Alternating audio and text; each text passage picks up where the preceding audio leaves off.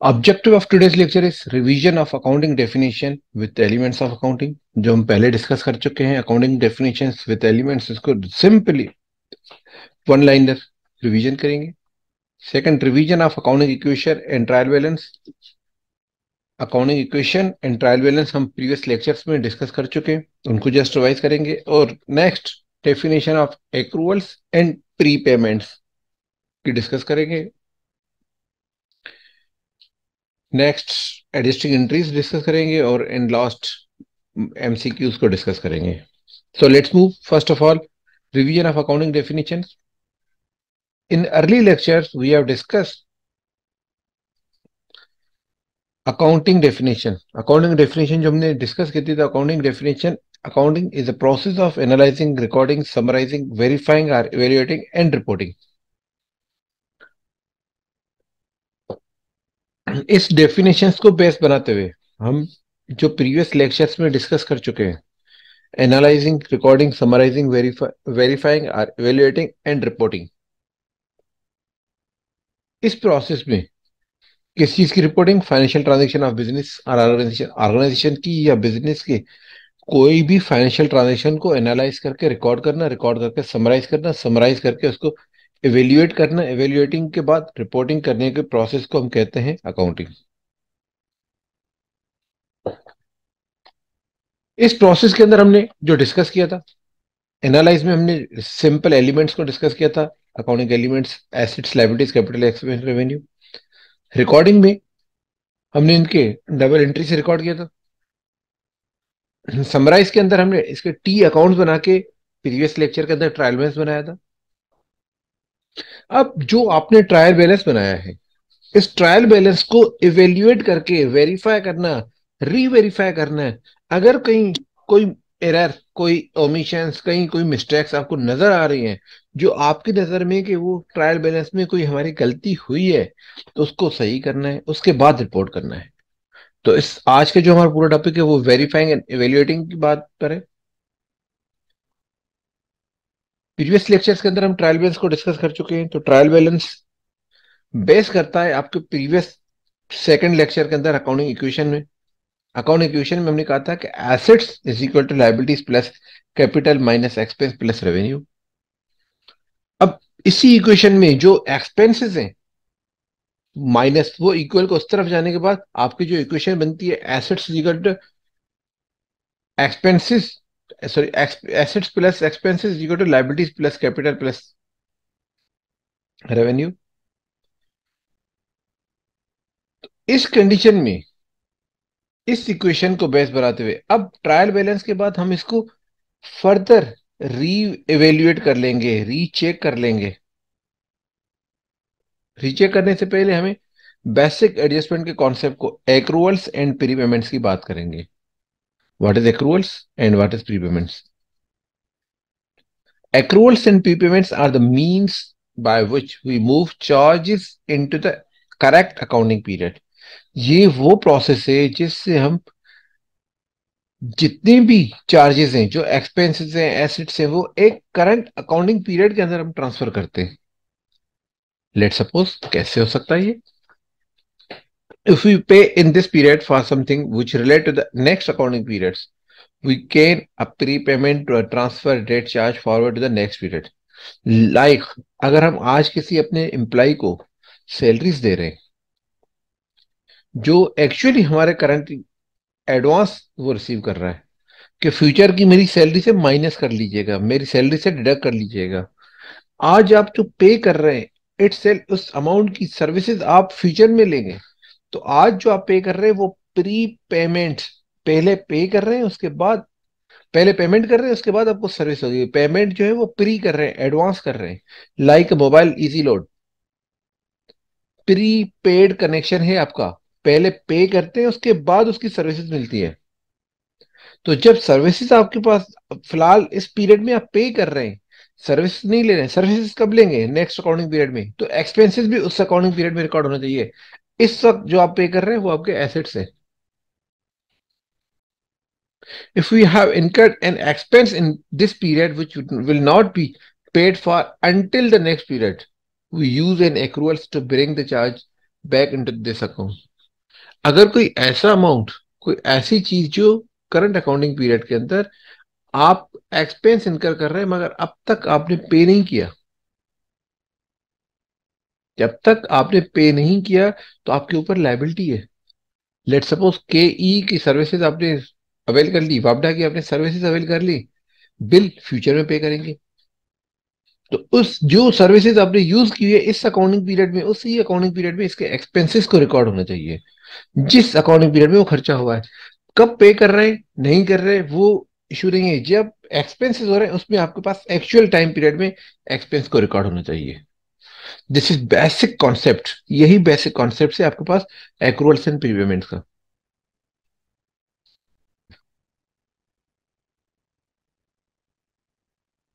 There are 9 adjustments evaluation में, trial balance के बाद रिपोर्टिंग तक बीच के अंदर 9 एडजस्टमेंट्स हैं। कौन कौन से एडजस्टमेंट है? जो हमने इक्वेशन की बात की थी, ट्रायल बैलेंस की बात की थी, एसेट्स डेबिट साइड पे, ट्रायल बैलेंस में डेबिट साइड पे आपके पास एसेट्स एंड एक्सपेंस होते हैं, क्रेडिट साइड पे लायबिलिटीज कैपिटल एंड रेवेन्यू होते हैं। जो एसेट्स है, there are two types of assets, NCA NCA. NCA stand for non current assets, NCA stand for current assets.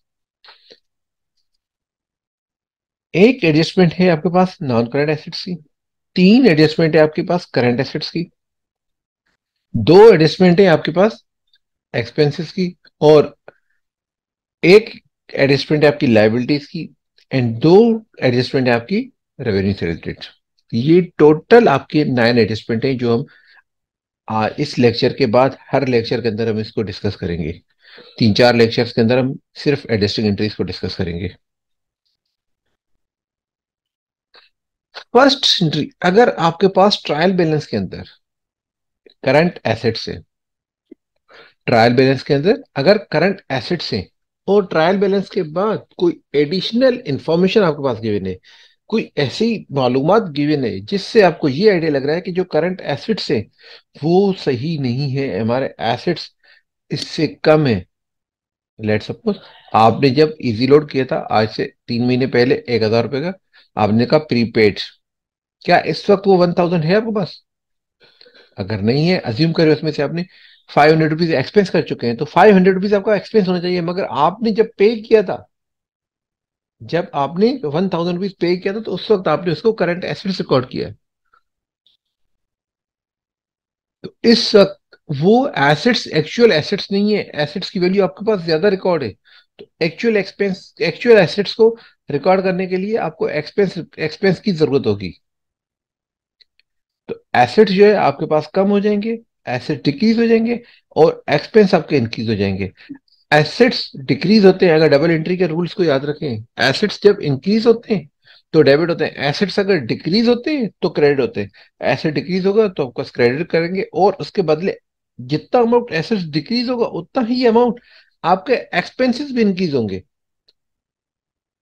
जितना अमाउंट के एसेट्स डिक्रीज हो रहे हैं उतना ही अमाउंट आपके एक्सपेंसेस भी इंक्रीज होंगे। तो एक्सपेंस इंक्रीज होते हैं तो डेबिट, एंड एसेट डिक्रीज होते हैं तो क्रेडिट। इसके सिंपल से एग्जांपल कर लेते हैं इसके। अगर ट्रायल बैलेंस के अंदर आपके पास एडजस्टमेंट अमाउंट गिवन है, प्रीपेड रेंट, जो आपने 6 महीने पहले आपने पे किया था एडवांस रेंट 50,000 रुपीज, तो ट्रायल बैलेंस में जो प्रीपेड आपके एसेट्स है तो ट्रायल बैलेंस में डेबिट साइड पे आएंगे। अगर ये डेबिट साइड पे आएंगे और इस ट्रायल बैलेंस के बाद आपके पास एडिशनल इंफॉर्मेशन गिवन है कि rent expense for the year is 40,000 और प्रीपेड रेंट इज 10,000। अब यहाँ पे आपको सिमिलरिटी देखेंगे, ट्रायल बैलेंस में प्रीपेड रेंट है और यहाँ लिखा हुआ है रेंट एक्सपेंस। एक्सपेंस कितना है, रेंट दोनों कॉमन देख के कि वहां पहले एसेट्स है, मगर वो करें कि एसेट्स में से 40,000 के एसेट्स आपके एक्सपेंस हो चुके हैं।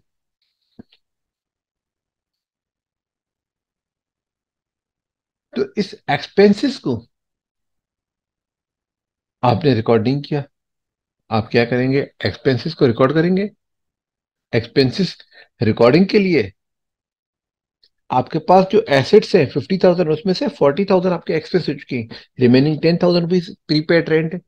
या तो आपके पास इंफॉर्मेशन होगी कि ट्रायल बेस में 50,000 रुपीज एसेट्स से, अब एसेट्स की वैल्यू प्रीपेड रेंट 50,000 के से 10,000 हो चुकी है। इट मीन्स कि आपके एसेट डिक्रीज हो चुके हैं। एसेट डिक्रीज हुए तब भी एक्सपेंस हुए, या अगर एक्सपेंस की डिटेल गिवन है तो दोनों कंडीशन में एंट्री आपकी एक होगी कि आपके पास अगर ट्रायल बैलेंस के अंदर 50,000 रुपीज के प्रीपेड रेंट एसेट्स है, अब इसमें से 40,000 रुपीज का एक्सपेंस है, बाकी आपके 10,000 रुपीज के एसेट रह गए। मगर आपके पास रिकॉर्डिंग कितने एसेट्स है? आपके पास रिकॉर्डिंग कितने एसेट्स हैं? आपके पास रिकॉर्डिंग 50,000 के एसेट्स है। इन 50,000 एसेट्स को डिक्रीज करने के लिए 50,000 के एसेट्स में से 40,000 एक्सपेंस हो चुका है, मीन के एसेट्स खत्म हो चुके हैं। क्या करेंगे? आपने एक्सपेंस तो आपके पास रिकॉर्ड नहीं है, आप एक्सपेंस को इंक्रीज करेंगे, एक्सपेंस को रिकॉर्ड करेंगे और एसेट्स को डिक्रीज करेंगे। एक्सपेंस कितना होगा? 40,000। इंक्रीज होता है तो क्या करेंगे? Debit side. और एसेट जो है वो डिक्रीज हो रहा है, इसको क्या रिकॉर्ड करेंगे? Credit side.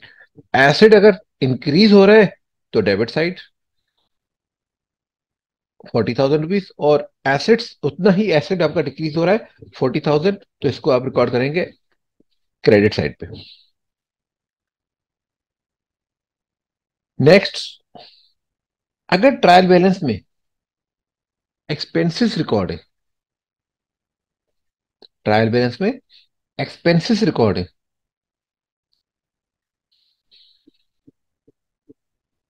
और आपके पास एडिशनल इंफॉर्मेशन में ये पता चल रहा है कि एक्सपेंसेस आपने ज्यादा रिकॉर्ड किया है, एक्सपेंसेस आपके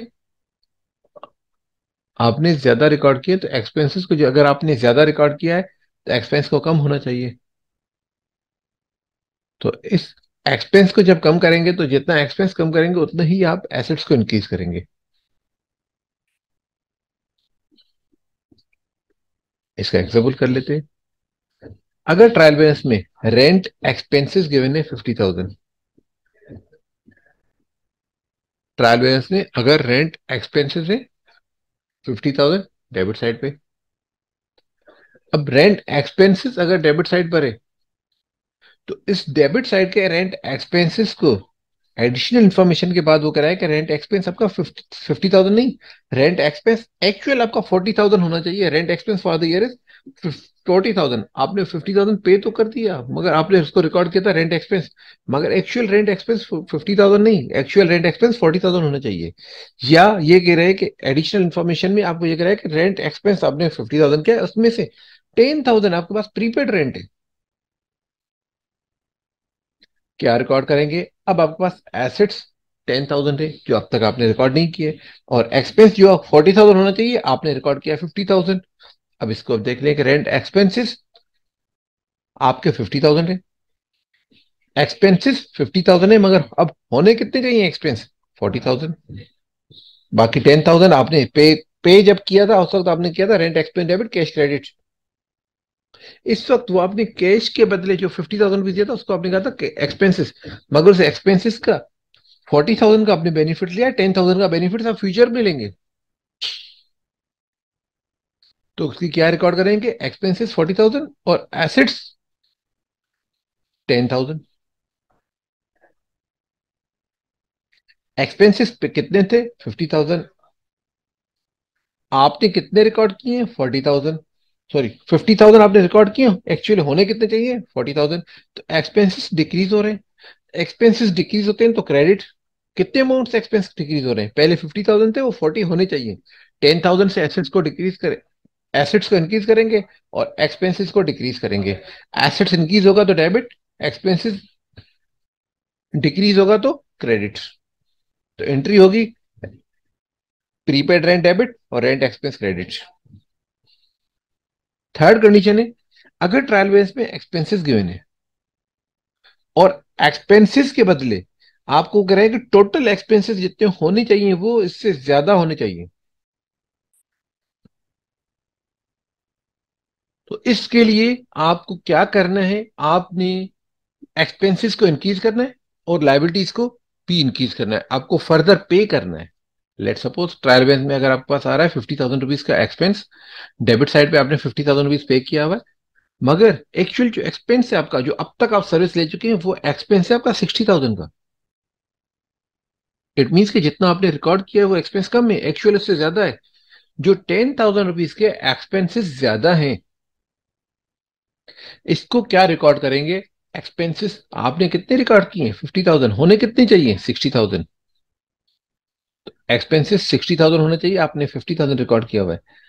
बाकी 10,000 आपको पे करना है। खर्चा हो चुका है, लाइबिलिटीज आपकी रिकॉर्ड करनी है। अब 60,000 रुपीज एक्सपेंस होने के लिए आपने 50,000 किया ऑलरेडी रिकॉर्ड किया, तो 10,000 से एक्सपेंस को इंक्रीज करेंगे और उतने से लाइबिलिटीज इंक्रीज करेंगे। अगर एक्सपेंसेस इंक्रीज करेंगे, जब एक्सपेंसेस इंक्रीज करेंगे तो एक्सपेंसेस इंक्रीज करते हैं तो एक्सपेंस इंक्रीज रिकॉर्ड होता है डेबिट साइड पे, और लाइबिलिटीज इंक्रीज हो रही है तो लाइबिलिटीज इंक्रीज होती है तो लाइबिलिटीज रिकॉर्ड होती है क्रेडिट साइड पे। तो एक्सपेंस कितना अमाउंट इंक्रीज होगा? 10,000, और 10,000 रुपीज की ही लाइबिलिटी आपकी रिकॉर्ड होगी। तो entries will be rent expense debit, rent payable credit.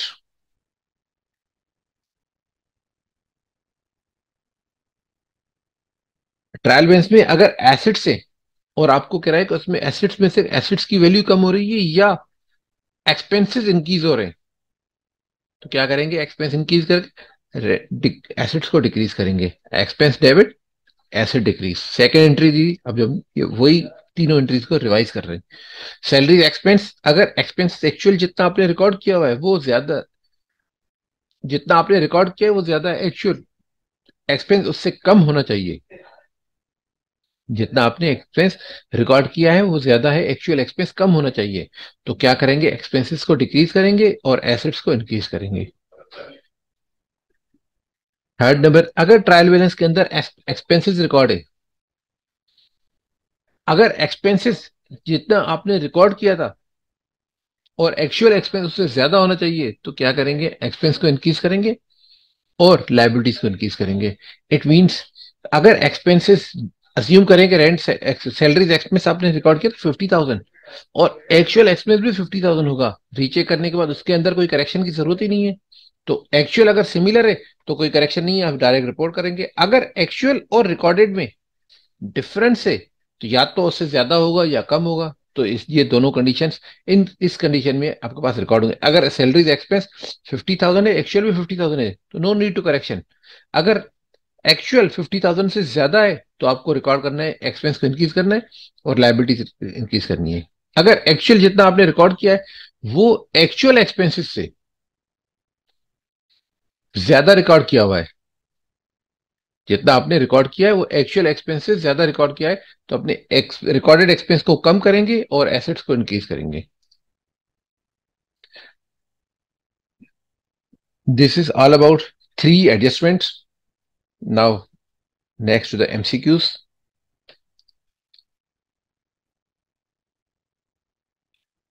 Accrued expense is an, accrued expense किसको कहते हैं? एक्रूड एक्सपेंसेस, अगर कोई चीज जो आपके ऊपर एक्रूड हो चुकी है, आपने सर्विसेज अवेल कर ली, अब तक आपने पे नहीं किया, तो उसको क्या कहते हैं? Assets account, liability account, income account और कंट्रा एसिड अकाउंट। कंट्रा एसिड होता है कि एसेट्स के अगेंस्ट बना हुआ है। तो ये क्या चीज है? एक्रूड एक्सपेंसेस मींस आपको फ्यूचर में पे करनी है, आपकी ऑब्लिगेशन है। तो ऑब्लिगेशंस इज कॉल्ड लाइबिलिटीज। तो this option is B. Next MCQ is, a businessman has paid an annual salary of rupees 24,000 in advance to one of its employee on 31st August 2003। एक employ है जिसको आपने advance salary दी है पूरे साल की। कितना अमाउंट दिया है? 24,000 रुपए। कब दिया है? 31st August 2022 को। What is the amount of prepaid salaries at the end of the year December 31st 2022? आपने जो सैलरी दी है 1 सितंबर 2022 से लेकर 31 अगस्त 2023 तक आपने पेमेंट की है। अब जब आपने एडवांस जब सैलरीज रिकॉर्ड की तो उस वक्त आपने रिकॉर्ड किया प्रीपेड सैलरीज, आपने पहले एडवांस सैलरीज रिकॉर्ड कर दी। सैलरी थी 24,000। अब जब आपने ट्रायल बैलेंस बनाया है December 31st 2022 को, तो आपने आइडेंटिफाई करना है कि जो आपके पास ट्रायल बैलेंस में जो आपने रिकॉर्ड किया था 24,000 पे पे करते वक्त के 24,000 आपके पास प्रीपेड सैलरीज हैं, क्या ये प्रीपेड सैलरीज हैं? पूरे साल के लिए आपने पे किया है। अब दिसंबर 31 अगस्त को आपने पे किया, तो सितंबर अक्टूबर नवंबर दिसंबर 4 महीने उसमें से गुजर चुके हैं। 4 महीने सर्विसेज एम्प्लॉय आपको दे चुका है। जब 4 महीने सर्विसेज दे चुका है, तो अब वो जो 24,000 आपके हैं, वो 24,000 में से 12 महीने की जो सैलरी थी उसमें 4 महीने वो आपको सर्विसेज दे चुका है। बाकी रिमेनिंग 8 मंथ का आपके एसेट्स हैं जो फ्यूचर में आप सर्विस लेंगे। करंट 4 मंथ की आप सर्विस अवेल कर चुके हैं। जो 4 मंथ की आप सर्विस अवेल कर चुके हैं, इस सर्विस अवेल करने की जो भी अमाउंट होगा वो आपका एक्सपेंस होना चाहिए। तो इसकी कैलकुलेशन कैसे करेंगे?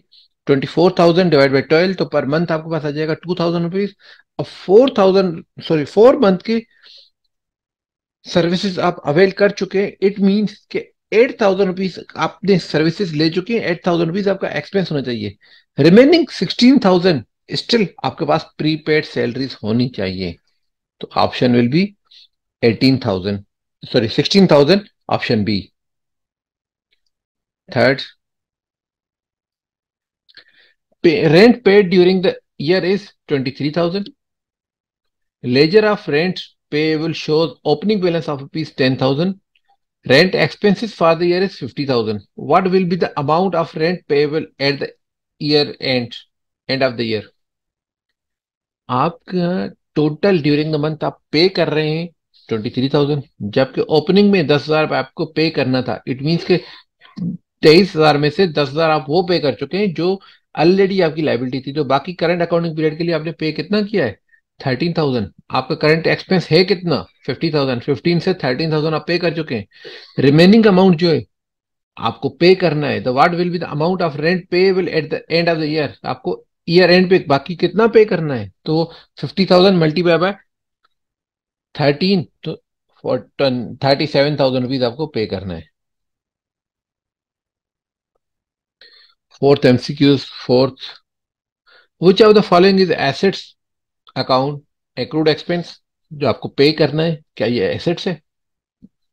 नहीं, ये तो आपकी लाइबिलिटी है। Prepaid expenses, prepaid expenses, expenses जो खर्चे हैं वो आपने पहले पे कर दिए, अब तक सर्विसेज खर्चा हुआ नहीं है, ये आपके एसेट्स है।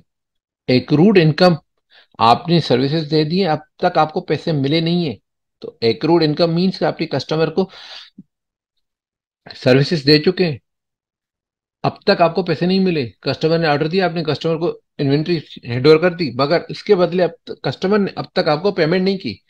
तो पेमेंट नहीं की, तो इज दिस पेमेंट रिसीवेबल है? रिसीवेबल भी आपके एसेट्स है। अनअर्न्ड इनकम, आपके पास पैसे आ चुके हैं मगर अब तक आपने सर्विसेज दी नहीं है, तो ये आपकी लाइबिलिटी है कि आप उसको पे करें। आउटस्टैंडिंग, आउटस्टैंडिंग मीन्स कि वो अमाउंट जो आपके पे करना है, आपकी रेस्पॉन्सिबिलिटी है। तो यहाँ पे आपके पास फर्स्ट 1 2 3 4 5 में जो 2 और 3 है, ये आपके एसेट्स हैं। तो आपकी रिक्वायरमेंट है which of the following is an asset account? तो एसेट अकाउंट कौन सा है? 2 और 3।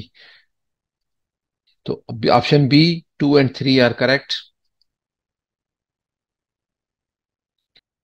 What is the impact of prepayments on expenses, net profit and assets?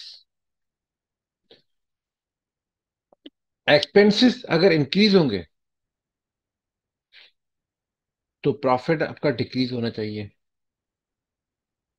अगर एक्सपेंसेस इंक्रीज होंगे तो प्रॉफिट डिक्रीज होना चाहिए। अगर एक्सपेंस डिक्रीज होना चाहिए तो प्रॉफिट इंक्रीज होना चाहिए। और अगर प्रॉफिट इंक्रीज होगा तो डेफिनेटली आपके पास एसेट्स इंक्रीज होंगे in the shape of receivable, cash, inventory, किसी भी तरीके से आपके एसेट्स भी इंक्रीज होंगे। तो इसके अंदर what is the impact of prepayments? Prepayments, आपके प्रीपेमेंट्स का इम्पैक्ट क्या है? आपके एसेट्स भी इंक्रीज होंगे, प्रॉफिट भी इंक्रीज होगा और एक्सपेंस आपका डिक्रीज होगा। तो ऑप्शन सी इज करेक्ट।